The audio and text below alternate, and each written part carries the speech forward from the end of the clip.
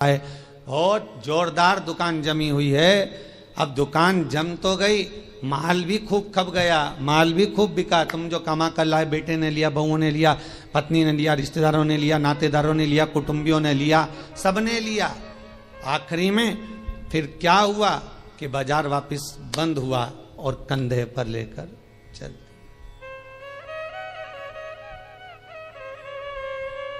फिर निवेदन करूंगा, तुम दुकान पर बैठकर व्यापार में, व्यवसाय में, नौकरी में, तुम दुकान में जितना बैठकर कमा रहे हो उसका भोग तुम्हारी पत्नी, तुम्हारे बच्चे, बहुएं, पोता पोती, रिश्तेदार, कुटुंबी सब भोगेंगे। पर तुमने जिस तरह से कमाया है उसका भोग तुम्हें अकेले ही भोगना पड़ेगा, कोई दूसरा नहीं भोगेगा।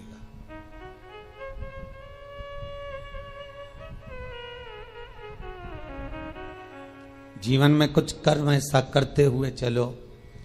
पत्नी कहे जब तुम 2 अगरबत्ती लगाओ, पत्नी कहे जब तुम मंदिर जाओ, उससे अच्छा पहला फर्ज तुम्हारा होना चाहिए, क्योंकि कमाई तुम कर रहे हो। दुकान पर बैठकर झूठ, छल, बेईमानी, प्रपंच, कपट सब काम तुम कर रहे हो। पत्नी ने एक बार भी नहीं बोला कि तुम छल करना, कि बेईमानी करना, कि कपट करना।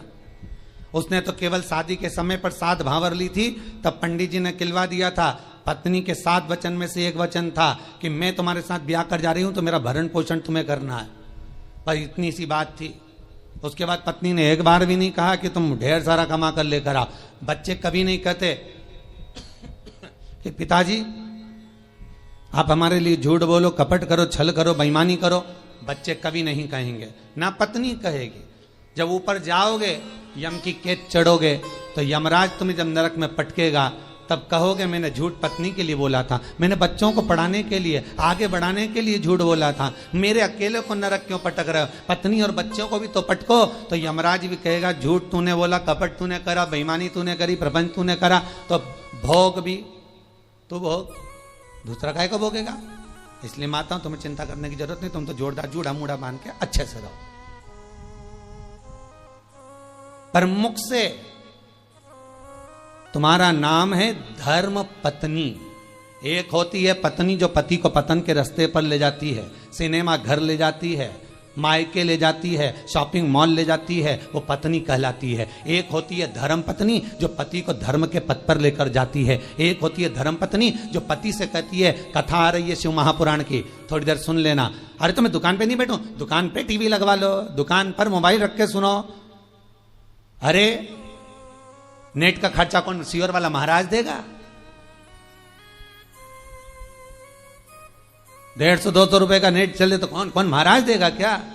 तो पत्नी उस समय पर एक शब्द जरूर बोल दे कि कमा किसके लिए रहे हो, पहले ये तो बताओ। घर में रोटी का डब्बा लगा लगाया रह जाता है, पत्नी फोन कर करके रह जाती है, आ जाओ भोजन तैयार है, आ जाओ। ग्राहक ऐसे टूट पड़ रहे, ऐसे टूट पड़ रहे कि 1 मिनट तो खाना खाने की फुर्सत नहीं। और बच्चा टिफिन लेके आ गया तो टिफिन 2 घंटे तक रखा दिया, ठंडा हो गया, सारा की सारा बेकार हो गया। और तुम वो ठंडा भोजन गाय की सांदी जैसा बस खा रहे। ऊपर से दुकानदार फिर ग्राहक बोल रहे सेठ जी के मुंह में रोटी,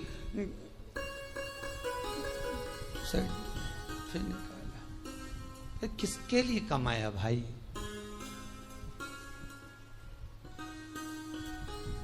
ना राम नाम लीनो तूने भरी जवानी में, तो डूब के मर जा रे चुल्लू भर पानी में। पर समझने वाली बात तो यह है कि इतना बड़ा मनुष्य चुल्लू भर पानी में डूबे कैसे? इतना बड़ा मानव चुल्लू भर पानी में डूब के मरेगा तो मरेगा कैसे? ये सोचने वाली बात है। तो उसमें भी शास्त्र में वर्णन किया, जो मनुष्य भगवान का भजन नहीं करता, जो मनुष्य भगवत स्मरण नहीं करता, जो मनुष्य भगवत कीर्तन नहीं करता, जो मनुष्य कभी स्मरण नहीं करता, वो कीड़े की तरह जन्म लेता है और कीड़ा चुल्लू भर पानी में डूबकर मर सकता। धर्म पत्नी का फर्ज है, पति अगर कमा कर तुम्हें ला कर देता है तो तुम्हें चाहिए कि पति से कहो चलो दान करिए, चलो पुण्य करिए, चलो कथा सुनिए, संकीर्तन करिए। ये धर्म पत्नी का फर्ज है।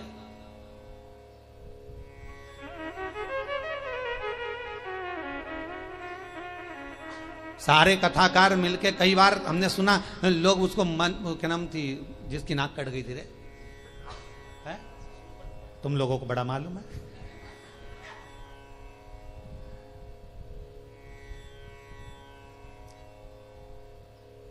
मतलब इतनी फेमस है वो, है?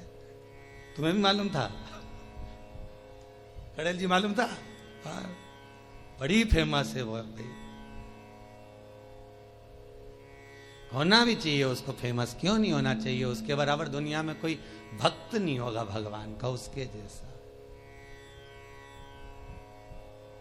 आप में से कितने लोग हैं जो भगवान के सामने जाकर कह दे मैं तुमसे शादी करूंगी?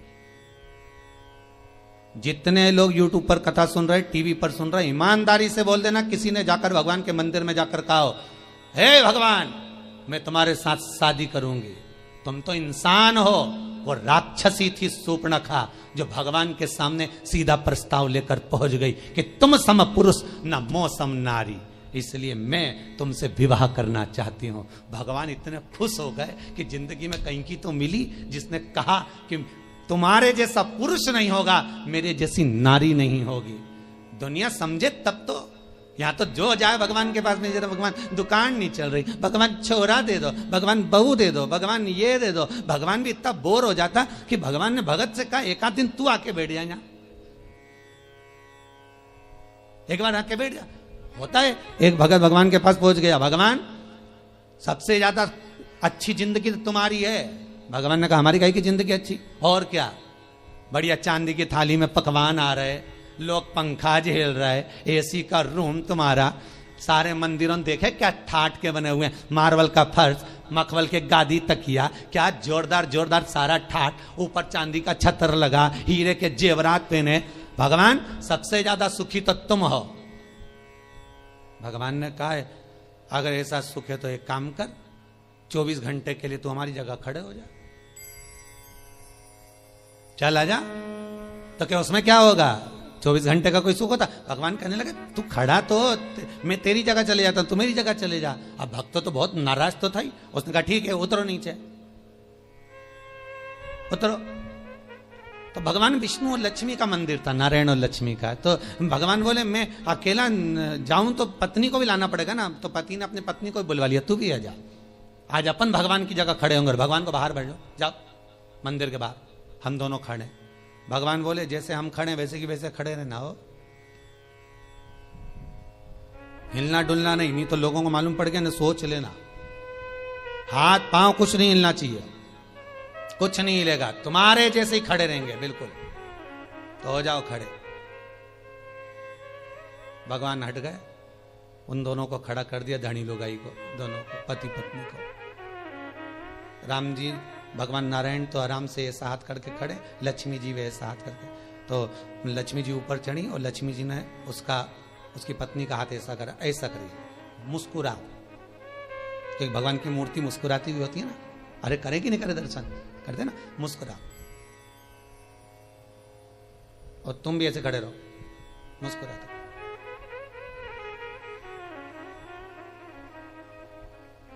इतना छोटा सा तो काम, एसी का भी तो रूम है, अरे खाने को भी तो चांदी की थाली में सब मिलेगा।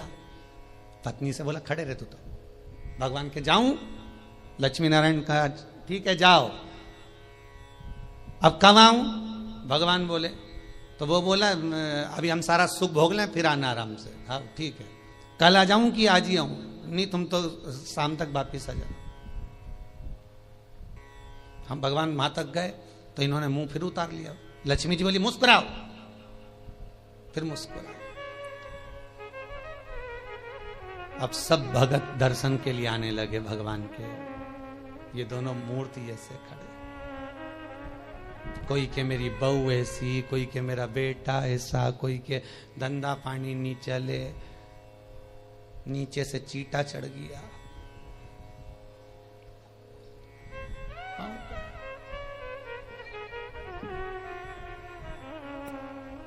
अब नीचे से चीटा चढ़ा तो पत्नी सीधे खड़े रहो, सीधे खड़े रहो, वहां से मुस्कुराए कि चीटा भगाए।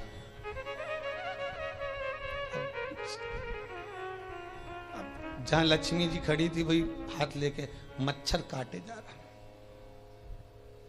पति बोले अभी तो मेरे से कह रही थी, अब मुस्कुरा।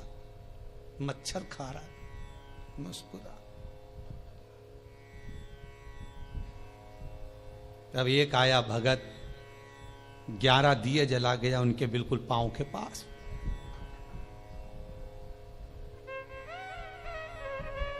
पत्नी बोली आग लगा के मानेगा। पति बोला मुस्कुरा, मुस्कुरा। अरे धोती जल जाएगी, मुस्कुरा, मुस्कुरा। ऐसे खड़े रहो, हिलना नहीं है, बिल्कुल मुस्कुराई। तब एक आई बेचारी नैनों से नीर बहाती हुई, भगवान बहुत दुखी हो गई। इतने में जो पास में खड़ी थी पत्नी, हमारे से पूछ ले हम कितने दुखी हैं। पति बोला तू चुप रह, मुस्कुरा, बस मुस्कुरा। चांदी की थाली में भोजन रख के आया। पति पत्नी के मन में धीरज बंधी। 8 घंटे से खड़े थे। घर पे होते तो चाय भी पी लेते, यहाँ तो कुछ भी नहीं आया। अब खाना आया है, जल्दी से खा लेना। पंडित जी थाली लाए, रखी, तुलसी डाली, हाथ में पानी लेके फेरा, घंटी बजाई, थाली ढाकी, वापिस ले गए। वापिस। पत्नी बोली और आएगा क्या? पति बोला चुप रहे, आज का गया अब तो कल ही आएगा। खड़े रहे।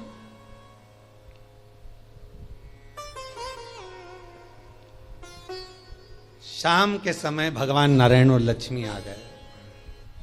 क्यों भैया, सुख में तो हो कि आग लगे बस सुख का नाथ, तुम तो तुम्हारी जगह खड़े हो जाओ, हम तो हमारे अच्छे, तुम वहीं आ जाओ वापिस। जल भगवान बोले हम तो नहीं आ रहा, तुम ही खड़े रहो, कि हमारे बाप की सौगंध है, हम दूसरी बार भगवान नहीं बनेंगे, तुम तो खड़े हो जाओ। बड़ी मुश्किल से भगवान नारायण लक्ष्मी फिर खड़े हुए। हमें लगता है सामने वाला व्यक्ति बहुत सुखी है, पर उसकी जगह पर जब हम बैठते हैं तब मालूम पड़ता है कि दुख जीवन में कितना पड़ा है। जीवन में दुख कितना है वो समझना। पकड़ कर हाथ जो तेरा, कहे तू लाडला छोरा, अभी सब साथ हैं तेरे, आगे होने को धोखा है। हरि भज लो, हरि भज लो, हरि भजने का मौका है। हमें अपने कुटुंबी, रिश्तेदार, नातेदार जितने भी हमें अपने लगते हैं, ये कोई अपना नहीं, केवल एक लुटेरा है। कितना सुंदर लिखा है।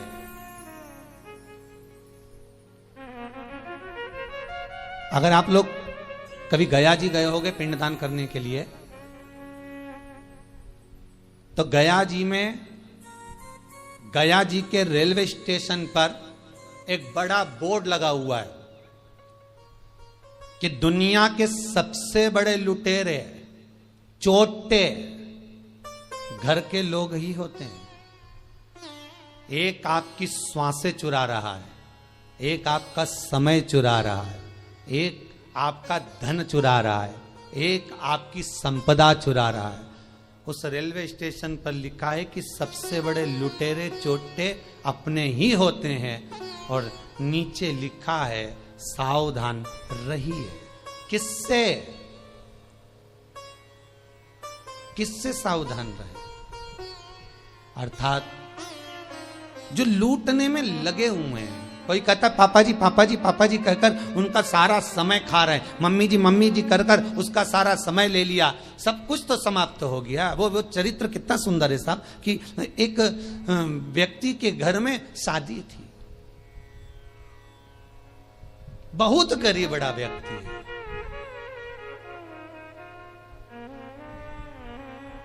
इतना गरीब व्यक्ति, इतना गरीब, और उसके घर में बेटी का ब्याह, धन कुछ नहीं।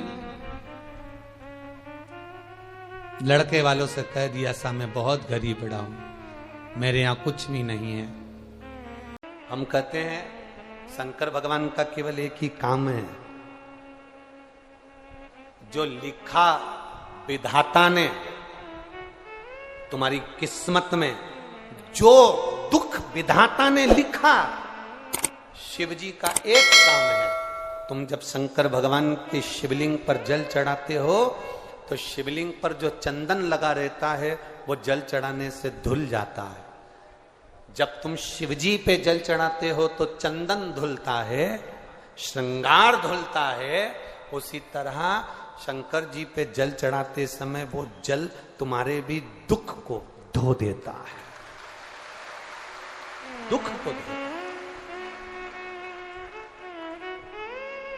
रोज रोज किसी के यहां जाओगे ना तो तुम्हारी इज्जत घट जाती है। घटती है कि बढ़ती है?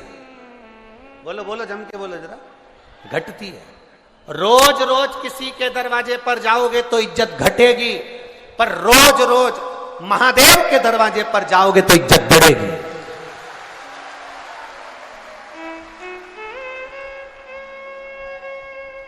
किसी के दरवाजे पर जाने से इज्जत घटती है, पर महादेव के दरवाजे पर जाने से इज्जत बढ़ती है, बढ़ती है इज्जत। अभी तक तुम जाके देखना, तुम ऐसी रोड पर घूमते रहो, रोज शंकर जी के मंदिर जाना चालू कर दो तो पहले तो लोग कहेंगे हाओ आवारा है नंबर 1 का, बेकार है तो छोरा, बहुत अवल्ला है ये तो, बहुत बेकार है ये तो। छोरे को बेचारे को जो देखो वो एक ही बात के, तो अवल्ला है, ये तो ऐसा है, ये तो वैसा है। और वही छोरा जब रोज शंकर जी के मंदिर जाए और शंकर जी का श्रृंगार करे, शिव जी पे जल चढ़ाए, त्रिपुंड लगा के जब मंदिर से आए तो धीरे धीरे लोगों का कहने का तरीका बदल जाएगा।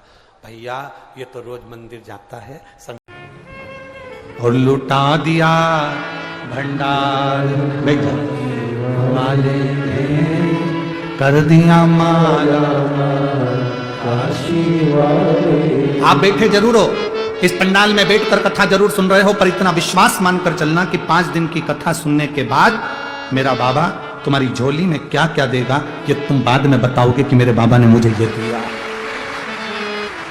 और प्रथम सुख निरोगी काया। लोग पूछते हैं शिव महापुराण की कथा में पंडाल में बैठकर हम कथा सुने तो क्या मिलता है।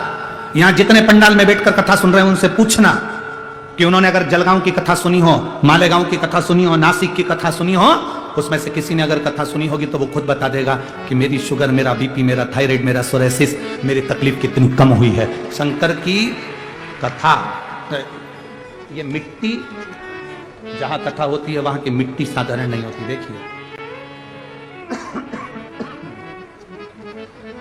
सोममता अतुल सिंह चौहान, भड़गांव जिला जलगांव। कहीं बैठी हैं? कहीं बैठी हो तो हाथ हिलाओ। हाँ दिख गए, ठीक है, ऐसे हाथ हिला दो एक बार, ठीक है। सोममता अतुल सिंह चौहान, भड़गांव जिला जलगांव। मैं शिव महापुराण को नमन करती हूं। पहली बार एक दिन की कथा मैंने मालेगांव में सुनी थी। पहले तो मैं टीवी पर कथा सुनती थी। गुरुदेव कथा में बताते हैं कि कथा स्थल की रज महत्वपूर्ण होती है। हमने पहले भी आप लोगों को कहा, जब यहां से जाते हो ये मिट्टी, जब आप आरती कर कर यहां से निकल कर जाओ, कर्पूर गौरम होने के बाद जब जाओ, पूरी कथा सुनो। बीच में जाने का भी मौका लगे तो प्रयास करो कि मैं बीच में नहीं जाऊं। 3 घंटे की कथा सुनकर रज को अपने शरीर पर लगाकर जब हम जाते हैं तो ना जाने कितने रोगों से हम दूर हो जाते हैं, क्योंकि हम नहीं कर रहे। आपके पास में अगर गीता प्रेस गोरखपुर की शिव महापुराण की कथा हो, गीता प्रेस गोरखपुर की अगर पुराण हो, तो उस पुराण को पढ़कर देखना। शिव महापुराण के विद्येश्वर संहिता में लिखा है, भोलेनाथ जी माता पार्वती जी से कहते हैं, तुमरुका जी चंचुला देवी से कहते हैं, सुनो वेद व्यास जी अपने भक्तों से कहते हैं, सुनो चंचुला, जहां शिव महापुराण की कथा होती है वो भूमि